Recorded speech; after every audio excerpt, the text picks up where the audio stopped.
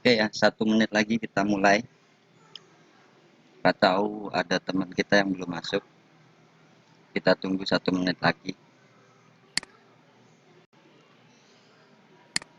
Baiklah, udah jam 8:05 ya, kita mulai ya. Eh, kita akan mulai ya. Baiklah, untuk menentukan penarikan garis bibu, yang pertama yang harus kita perhatikan itu kapan market itu tutup dan buka, jam berapa gitu. Kalau broker yang saya pakai ini antara jam 5 kadang jam 4 gitu. Jadi nggak mesti. Yang jelas di sini ada garis. Garis ini adalah garis 1 hari ya. Antar garis ini 1 hari. Jadi kita taruh di template 1. Jadi sebelum kita menentukan penarikan, kita lihat dulu garis-garisnya. Jadi ini ke sini itu 1 hari hari kemarin, dan ini ke sini ini hari sekarang. Gitu. Jadi untuk menentukan penarikan, kita mengambil histori 1 hari sebelumnya untuk time frame H1. Beda juga dengan time frame H4. Di H4 ini antar garis, ini 1 minggu periodenya. Garis ini ketemu garis ini 1 minggu waktunya ya. Jadi ini ke sini itu 1 minggu. Jadi kita ambil kalau di H4 itu per 1 minggu untuk penarikan garis. Jadi itu yang poin paling penting, itu menentukan garis ini ya. Jadi kita akan menarik di H1 dulu ya. Bagaimana cara menentukan penarikannya? Ini kan 1 hari sebelumnya, ini hari sekarang. Kolom sekarang, ini kolom kemarin. Jadi untuk menarik Bibo, kita ambil histori 1 hari sebelumnya dan kita lihat mana harga tertinggi dan harga terendah dari hari kemarin. Jadi inilah harga terendah hari kemarin ya. Kan opennya di sini. Berarti ini harga terendah. Sementara harga tertingginya ada di sini. Jadi cara menariknya dari harga terendah ke harga tertinggi. Gitu. Mari kita tes ya. Untuk Bibo biasa juga yang belum dimodif juga sama aja sih. Cuman ntar agak ada beda-beda dikit lah. Jadi untuk ngambil Bibonya di sini ya. Terus kita tariknya dari bawah ke atas, dari harga terendah ke harga tinggi. Oke.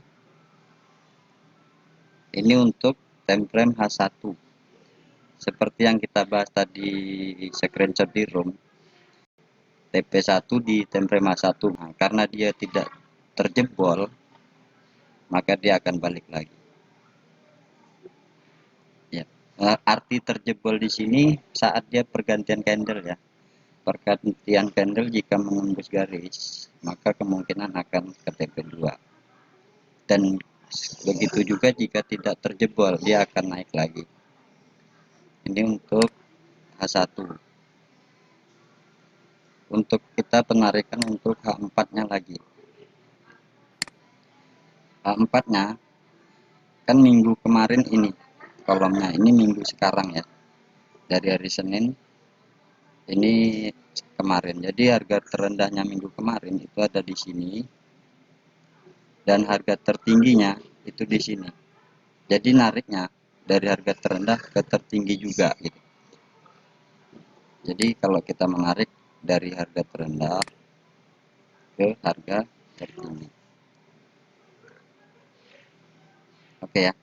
Datu baru kita balik ke time frame H1 lagi.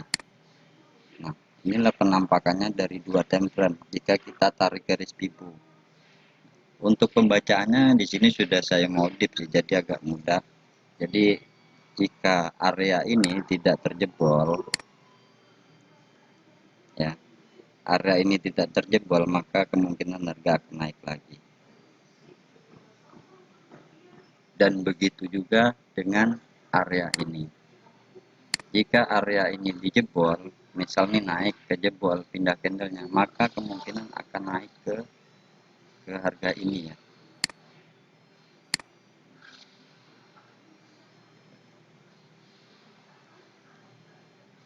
Dan jika terjebol lagi maka akan naik lagi, tinggal kita ke time frame D1 ya. Nah, karena ini tadi nggak kejebol, maka dia harganya naik lagi. Tapi tadi jika terjebol di sini kemungkinan akan lari ke TP2 gitu. Kalau ada yang kurang paham bisa ditanyakan ya. Oke, saya buka untuk yang kurang paham silakan ditanyakan.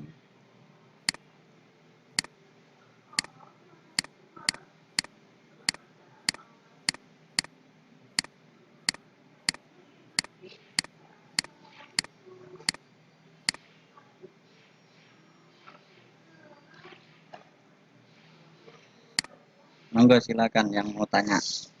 Mic-nya udah di open ya.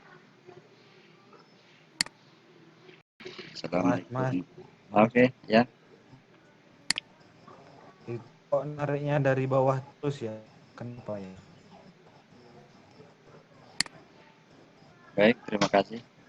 Jadi untuk penarikan Tibo itu nggak harus dari bawah ya, itu tergantung kondisi. Untuk penarikan Tibonya bisa saja dari atas ke bawah. Baiklah, kita kasih contoh ya.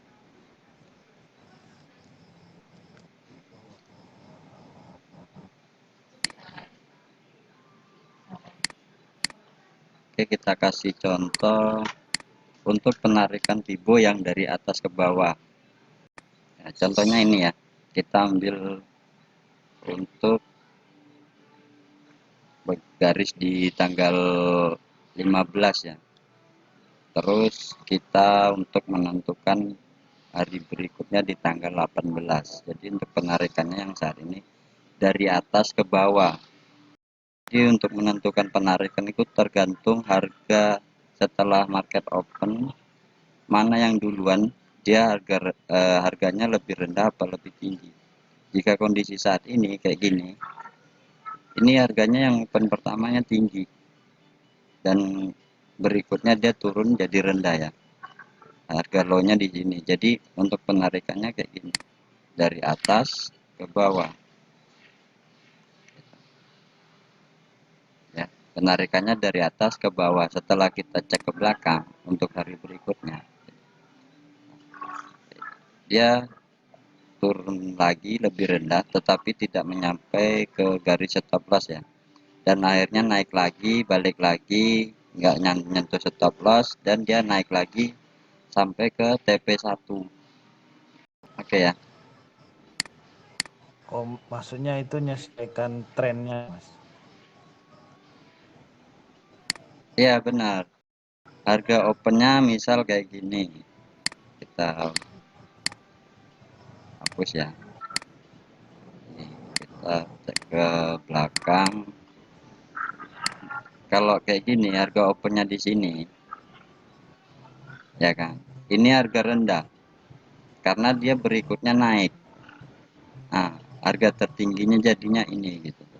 Jadi nariknya dari bawah ke atas. Terus kalau kayak gini, ini cara nariknya. Ini kan nggak terlalu drastis ya grafiknya naik turun. Jadi untuk menentukan harga tertinggi dan terendah itu di sini ya. Ini harga tertinggi, ini harga terendahnya.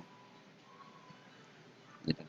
Kok bisa? Karena yang ini tidak lebih tinggi dari yang ini. Dan yang ini tidak lebih rendah dari yang ini. Makanya untuk penarikannya tetap dari atas ke bawah. Mana yang duluan gitu. Jadi kalau yang duluan lebih tinggi, maka ya dari atas.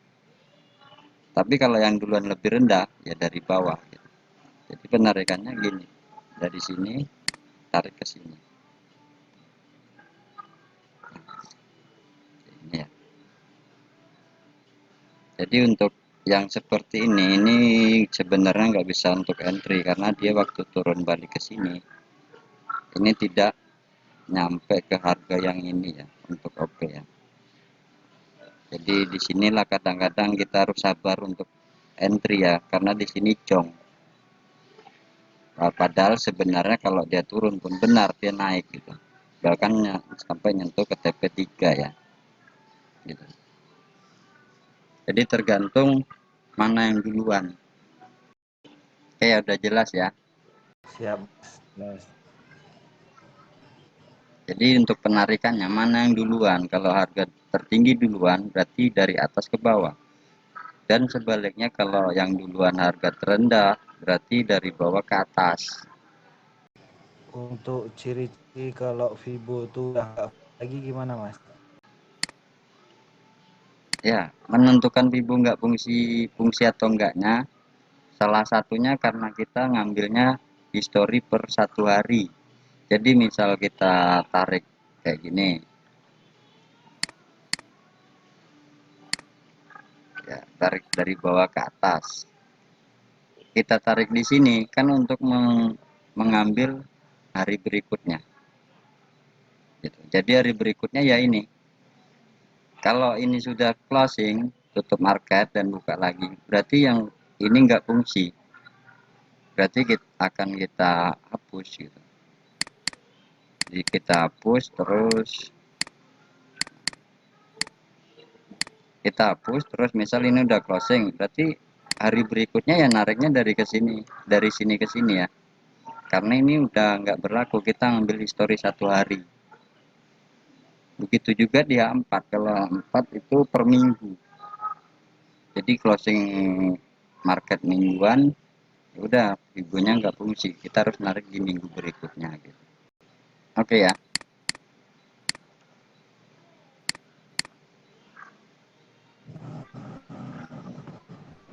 Oke, Mas. ada lagi? Oke ya, kalau udah nggak ada yang mau ditanyakan lagi, kita tutup sampai sini ya untuk pembahasan cara menentukan dan menarik garis Vibo. Untuk yang telat atau belum paham, ntar bisa diulang di channel ya, ntar saya upload ke channel Boyo FX. Untuk pembahasan ini saya rasa udah cukup ya, jadi kita lanjut, mungkin kalau ada waktu kita akan membahas yang lain.